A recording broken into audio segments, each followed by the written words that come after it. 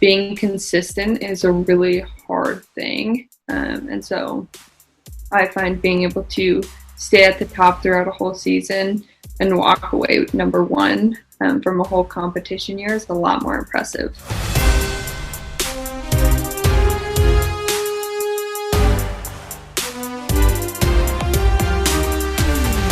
This week on the Courageous Podcast, we were joined by Jaelin Kauf, 2018 Olympian and two-time World Championship medalist, and just great human being. Yeah, she's a rock star, isn't she? I mean, let's see her. She's the number one mogulist in the U.S., third in the world right now, and she's only trying to be the best in the world, as she shared on the podcast. Yeah, competitive at everything, even the hobbies. It's just amazing, like how athletes get into a certain mindset and how they handle that and how they approach and prepare. I mean, 4 years of preparation to get to Olympics is nothing to sniff at, you know? And then 30 seconds later, thanks for playing. I mean, that's how long the run is. So listen up. You also get to learn if she eats healthy every single second of the day or perhaps not. Take a listen.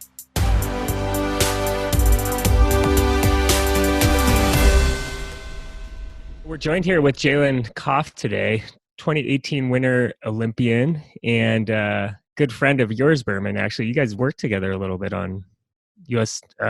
Ski and snowboarding. Is that right? I would say best friends, right, Jaelin? Oh, okay. We're best friends? Is that too soon?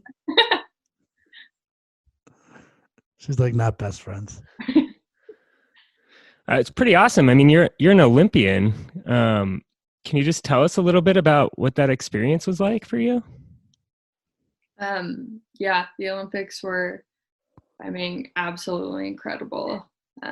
In mogul skiing, that's kind of the pinnacle of our sport, the biggest stage that we ever get to compete on. So as a kid growing up in the sport, that's something everyone is shooting for and trying to get there and compete and be an Olympian. So to finally make that happen and I don't know, it's a complete dream come true. I mean, you're competing at the highest level. What was childhood like? And I mean, I assume like pretty much you were preparing for that moment your entire life. Yeah, definitely. I mean, growing up, it definitely seemed a lot more realistic than like as I got older and closer to it. It's kind of like, well, that was a cool idea, but like, you know, it's the Olympics. Like not every kid can dream like, oh, I want to be an Olympian and make it happen. But yeah, I mean, growing up in the sport, I always, I guess, hoped and worked towards the goal of competing there. So let's get the facts right. Let's get some of the facts right. So right now you are third in the world. Mm-hmm.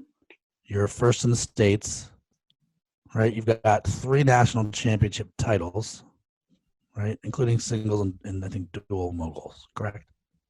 Yes. You're my best friend, we've established.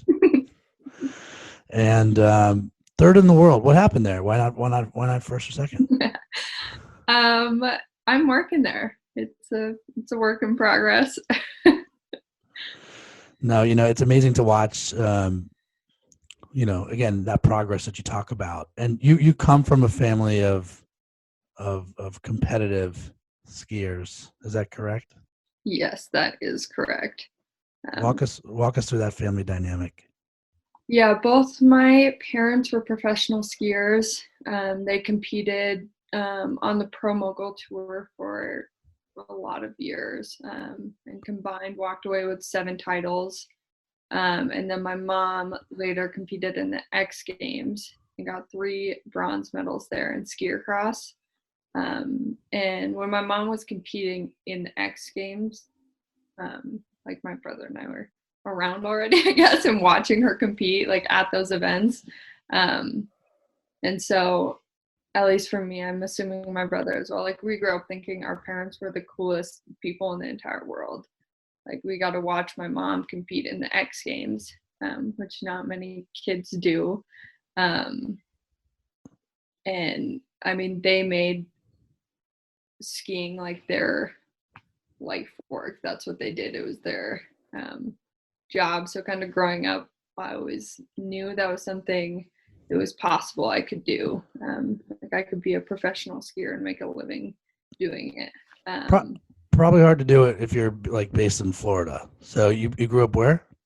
I grew up in Wyoming, in the base of the Tetons. So yeah, I was definitely in the right spot for it. How close were you to a mountain? I mean, like seconds, minutes? We lived like 15 minutes probably from Grand Targhee. And at what age were you on skis for the first time?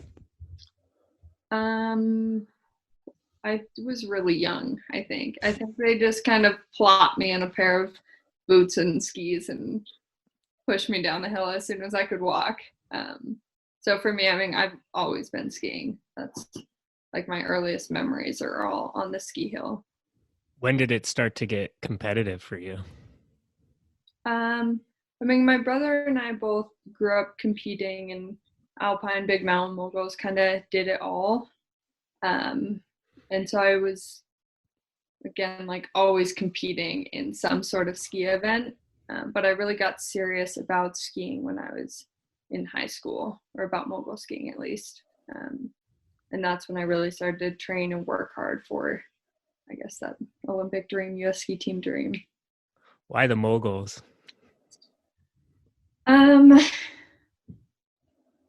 Well, my brother always loved moguls more than me as a kid. So he was the reason I started competing in them to begin with. He's a year older than me, so I just chased him around and did what he did. But eventually I definitely fell in love with the sport. I mean, it's so unique where there's the speed, the turns, and the air, and you have to perfect them all in one single run. And I love it. What's that like when you're sitting at the top of the run? I mean, does anxiety creep in? Do you know that you've trained and worked so hard and prepared that you just, go and you're in the moment? I mean, what's that like? What's going through your head when you're up there competing at the highest level? Yeah, I mean, I try and be in the moment. Like we're training all year round, perfecting that single run. So when I get in the gate, I know that I can ski that run and do the jumps that I want to do, how I want to do them. And so when I'm standing up in the start gate, I just kind of try to breathe and relax and just kind of psych myself up, say like, you're the best, you got this, just ski your run, and not think about it as much. And like, what's from start to finish? How long are you on that mountain in a run? Like 30-ish seconds. 30-ish. So you basically train for your life for 30-ish seconds. Yeah. No pressure.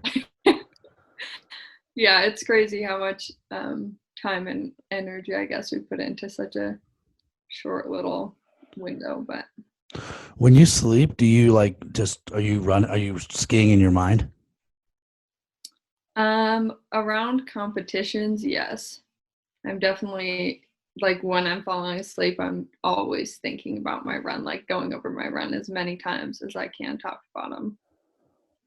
And then do you just, again, in the 30th seconds, do you find that, I mean, you just know exactly what your body's supposed to do and your mind's doing exactly what it's supposed to be doing. And so that preparation just pays off on the mountain? Mm-hmm. Yeah, I think so. I mean, yeah, when I'm skiing and competing my best, I'm definitely like not thinking about it. I'm just doing it because I've trained and run through it in my head so many times that I know what I need to be doing. And usually when I'm skiing and I'm thinking about what I have to do, things are not going well for me. So the less think, more do when it's time to actually ski. You're number one in the US. I mean, that's not a small thing. So first of all, congrats, because all that hard work. Is there a moment to enjoy it? Yeah, there's definitely, I guess, moments to enjoy it. We have a really fun team right now, and so I think we're always trying to kind of live in the moment and enjoy all the places we're going and the accomplishments, I guess, we get along the way. What's it been like recently? I mean, you're probably used to traveling all over the world and, practicing and preparing. And what have your days been like? How are you staying in shape? What are you doing now? Um, yeah, right now is, I mean, typically our downtime of the year anyway. Like we finish the season in end of March, and so we usually have April, May off, which is kind of working well for us right now. But we just have at-home workouts. We do Zoom or video chats with the rest of the team, like following our workouts, and just lifting bags of rocks and whatnot. Lifting bags of rocks, huh? So you do team workouts over Zoom? Well, we have like meetings after our workouts. Interesting. But we've like set up like we run the mile and have different challenges every week, and so have like a little leaderboard, so it's still competitive even if we're not working together. So what's the next accomplishment you're looking to tackle? I mean, is it unknown right now, or do you guys have an idea of where you're headed next? Yeah, I mean, everything's kind of a little up in the air right now. Hoping to the Utah Olympic Park where we train on the water ramps in the summer opens up in the next couple weeks. And then Mount Hood is talking about opening this summer, restricted access, I think. But so hopefully we'll be able to get on snow and still have quite a bit of training over the summer. That's interesting. So the summer training is actually, what do you do for that? You said you're going off ramps into water. Is that what I heard? Yeah. So we kind of go back and forth between like dryland training and on snow camp typically. And so we base here in Park City, Utah, and we have, they're basically just jumps into a pool of water.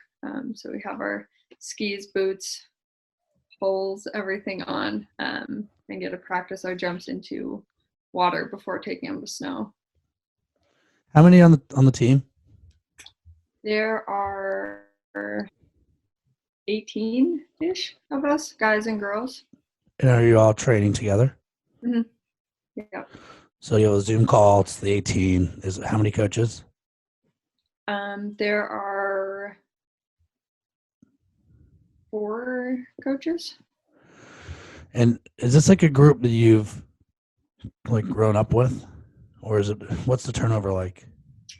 I mean, over the last couple of years, the team has definitely changed a lot. There's a handful of athletes on the team that I made the team with, and so I've been traveling and training with for the past 5 or 6 years. But over the last 2 years, there's been a lot of young and new athletes named to the team that I didn't really know before, and they're really young. Do you feel like the press is on? Is there pressure? Like, are you learning how they? I mean, I guess if you're in that scenario, are you just focused on what you can do, or are you always sort of checking out everybody else? Yeah, I mean, I'm mostly just focused on what I can do. We have a really strong girls team. We've been the best in the world for at least the last 3 seasons. And so it's Nice. a really dynamic of like pushing each other and always, I don't know, it's a fun, like we're really competitive against each other, but we're all rooting for each other as well. So it makes for a good training environment. Yeah, what is that support like? I mean, obviously you're pushing each other, but how do you rely on each other for support as well? Yeah, I mean, they're definitely my biggest competitors, but knowing that some of the best athletes in the world are rooting for you and have your back at every event is a really nice thing, like mentally to have at least.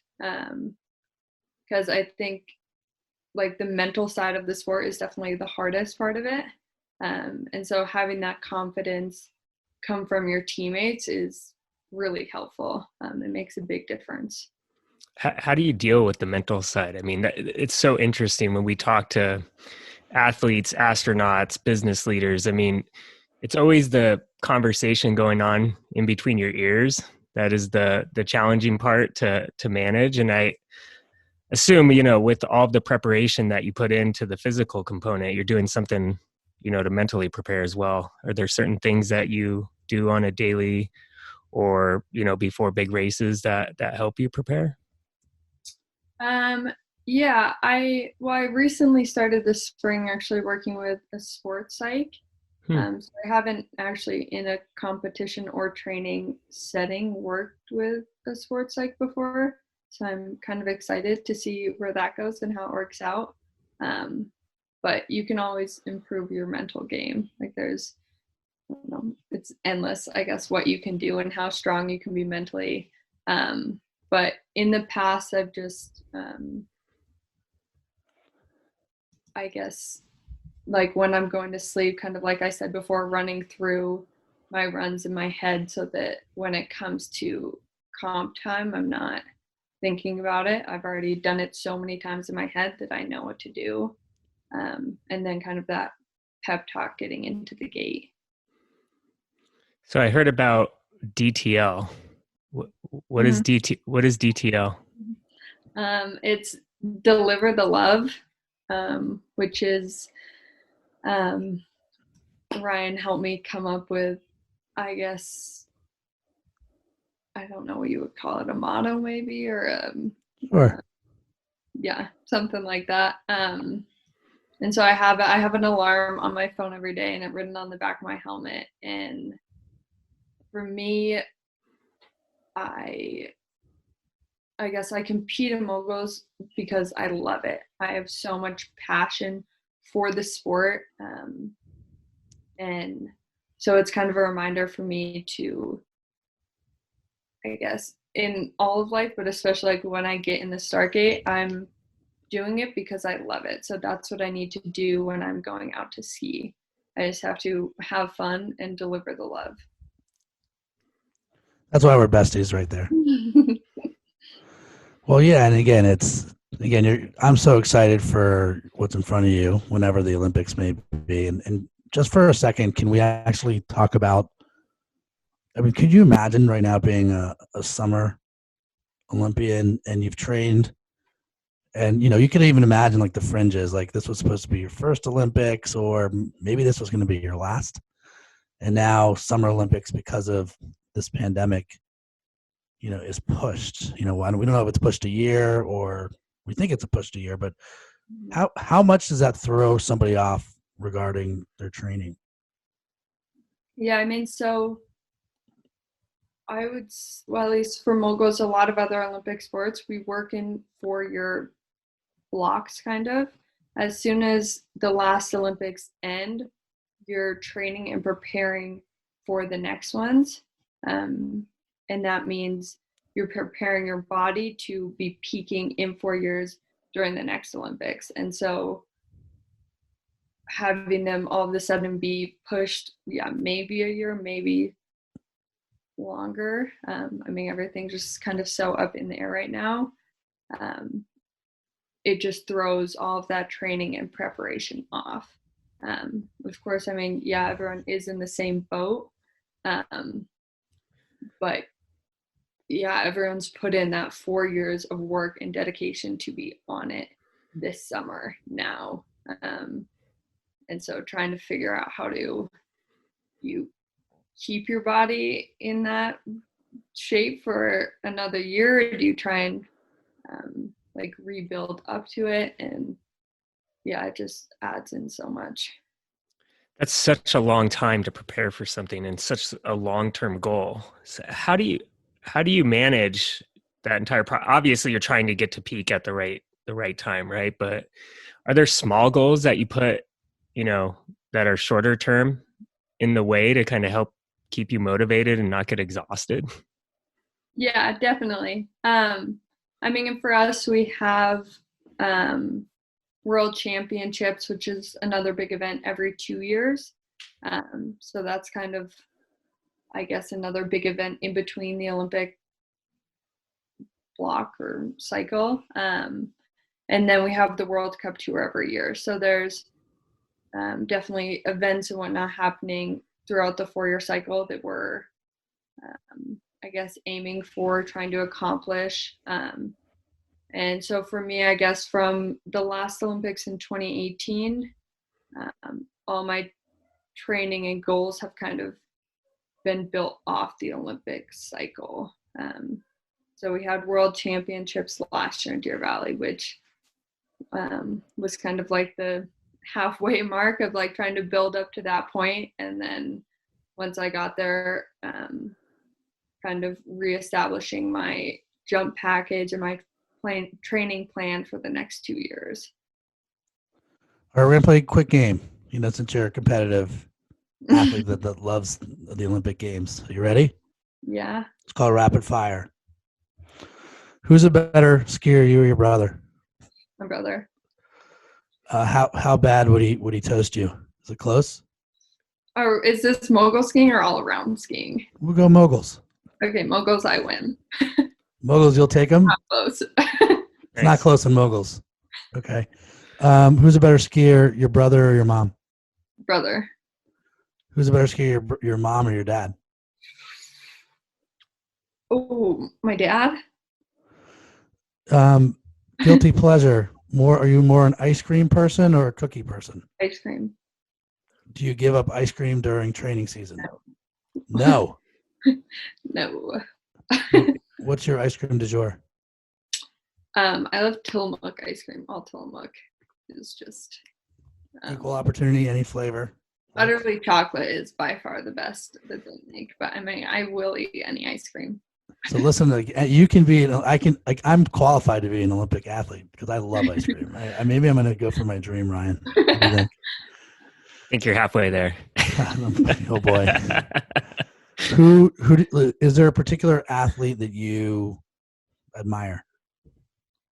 My mom. Does that have to be current? What is that? No, I think that's fair. If you weren't skiing, what would you be doing?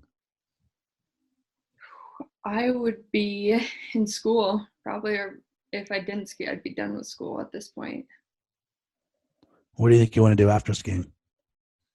I don't fully know. I'm going to school currently for graphic design. So I don't know, maybe something with that. But Gosh, I just wish we knew somebody in that space. Do you know someone? This is the first I've actually heard of this. Yeah. Can we give you an assignment?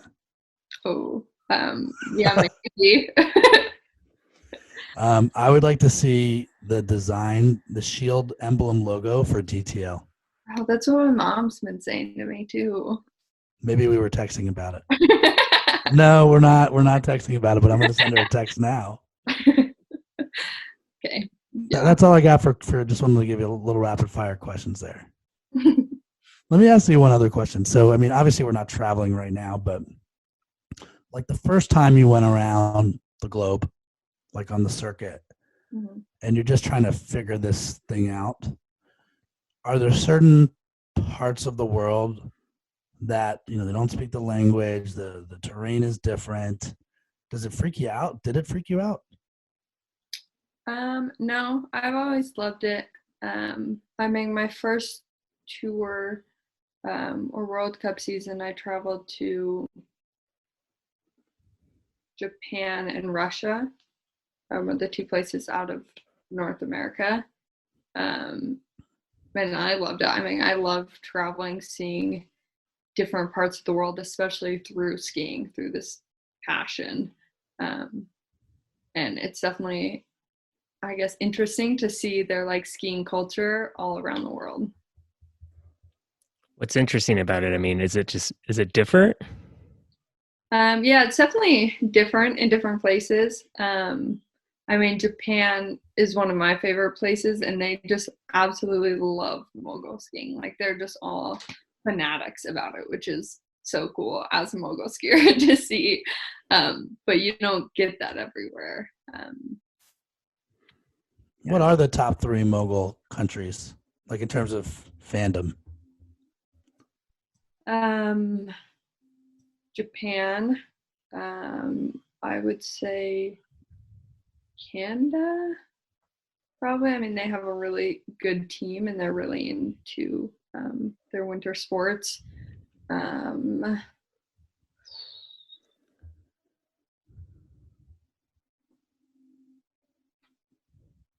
don't know, maybe the US? Maybe the U.S. just makes the podium. Maybe. I'm surprised that you didn't say anyone in Europe. Yeah, they don't have very many or very large teams in Europe. Yeah. So your sponsors right now, can you rattle off who's sort of supporting you along the journey? Spider Activewear, Grand Targhee Resort, which is my home mountain. ID1 USA is our ski company. Again, I have to imagine. I mean, it's an expensive sport to play. I mean, it's a game. What is it? A sport? What is this? Is it a game? It's a sport. It's a sport, right? It's not the golf conversation. Is it a sport? Is it a game? But it can't. I mean, it's being expensive. You know, it's not. That's a barrier for entry, I imagine. When a sponsor comes along and sponsors you, I mean, will you take any type of sponsor, or do you have like a sort of a way of vetting the right type of sponsor? I will. I mean, pretty much take any type of sponsor. Mogul skiing isn't the most popular sport in the U.S. specifically, and so compared to a lot of even the other winter sports, we don't get a whole lot of coverage and attention, and it's really hard to find sponsors. So I guess when we do get one, definitely jump on it. But I would say most of the sponsors that I have been able to get, or a lot of other freestyle mogul athletes have been able to get, kind of, I mean, it's a small community, I guess, in freestyle skiing, so they kind of already fit in our brand. Well, you had the opportunity to be part of Warren Miller's Timeless, right? What was that like? That was really cool. I loved that. I mean, I grew up watching both my mom and dad ski in Warren Miller movies. I mean, we have just boxes and boxes of their old ski movies, and so growing up, I thought that was the coolest thing that you could do was ski in a Warren Miller movie. Like, that's when you made it as a skier. So yeah, that was just an incredible opportunity for me. And being able to, the other two athletes that I skied with were really fun and incredible athletes. So a really fun experience. What's that process like? Are they following you around all day, every day, or you guys have shooting times? I mean, yeah, what's so the experience like? There was me and two other athletes, and we traveled down to Silverton, Colorado. And so we were there in a house with the film crew for about 10 days, I think. And so pretty much every day was just consumed of filming. And so we'd go up on the resort, and they kind of had like every day their specific shots that they wanted to work on and get. And so we just kind of do those over and over again until they finally got it. Interesting. Was there anything that they had you do that was a little nerve-wracking?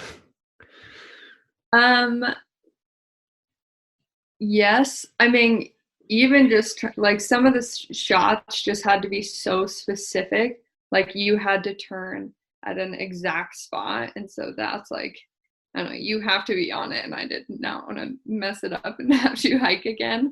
But I also heli skied for the first time, which was the coolest thing. And just being in a helicopter, which I'd never done before, was really nerve-wracking for me. And oh, yeah.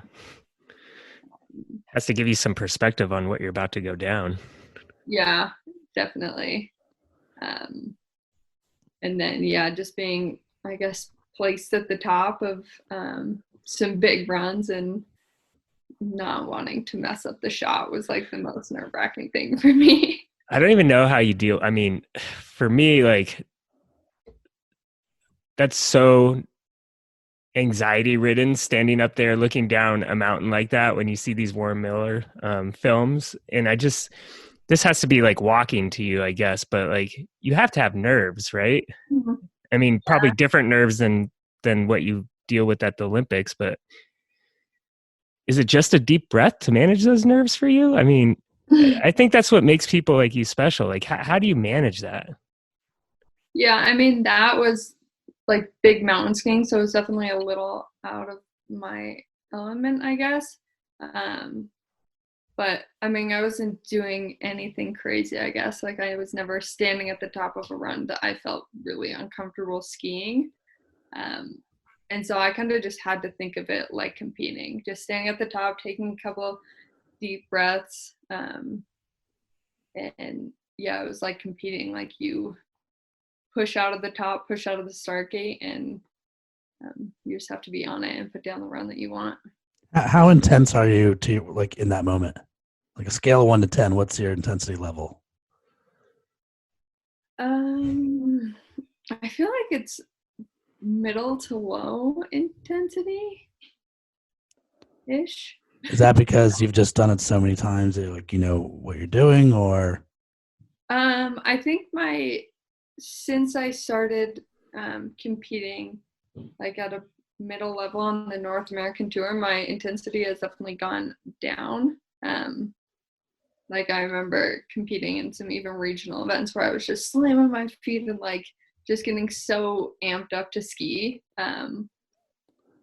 Where now I just try and be like a lot more composed and relaxed, and like I kind of have my moment of stomping my feet and fist bumping my coach, and then it's relaxed.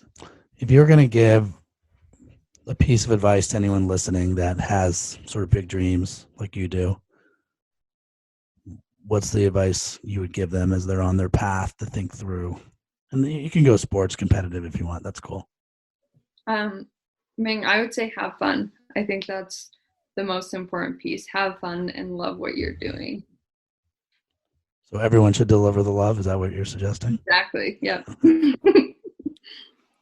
Speaking of fun, I've read and we've talked before. You like to surf too, right? I do like to surf. Yes.